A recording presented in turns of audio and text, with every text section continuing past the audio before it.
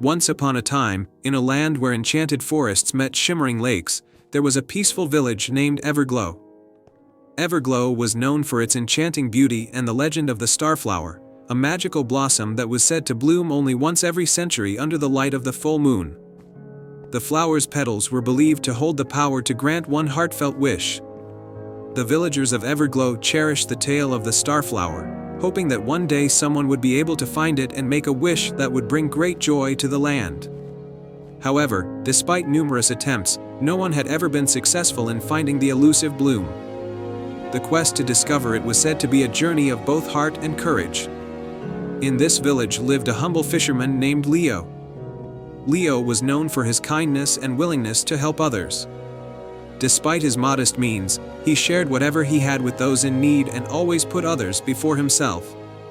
His greatest joy came from the simple beauty of the natural world around him.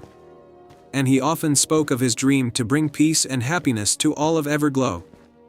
One evening, as the full moon rose high in the sky, casting a silver glow across the land, a sudden and mysterious drought struck Everglow. The lakes and rivers dried up, and the once green fields turned to dust. The villagers grew anxious as their crops withered and their lives were disrupted. Elder Maris, the village elder, called for a gathering and revealed that the drought was the result of an ancient enchantment gone awry. The only hope to restore balance was to find the starflower and make a wish to lift the curse. Feeling a deep sense of responsibility and compassion, Leo volunteered to seek out the starflower.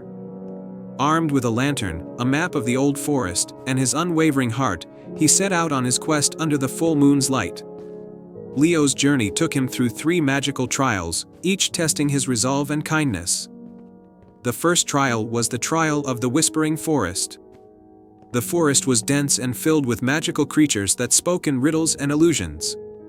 Leo found himself lost among the trees, as whispers tried to lead him astray.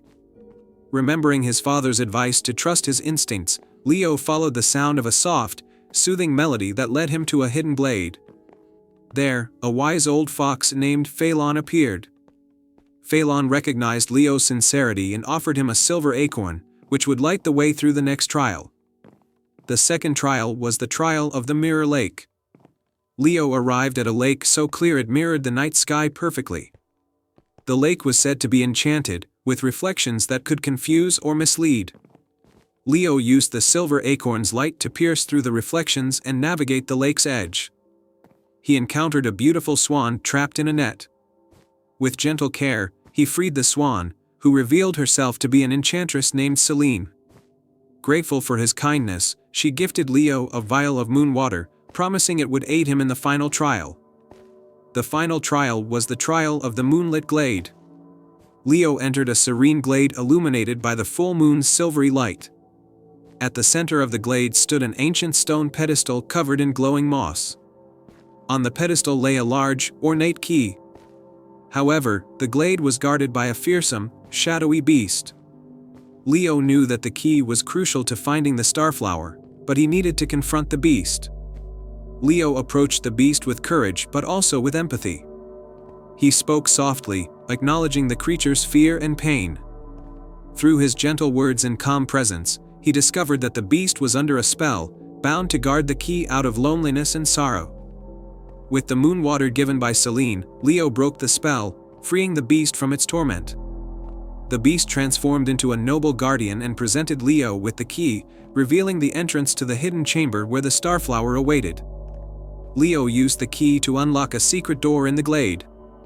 Inside, bathed in the moon's radiant light, was the starflower, a stunning blossom with petals that glowed like 1,000 stars.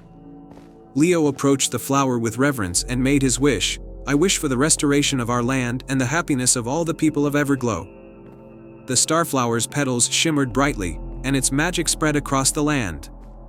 The drought was lifted, and the lakes and rivers began to flow once more. The fields turned lush and green, and the villagers rejoiced as their lives returned to normal. The curse was lifted, and Everglow flourished once again. Leo returned to the village as a hero, celebrated for his bravery and kindness.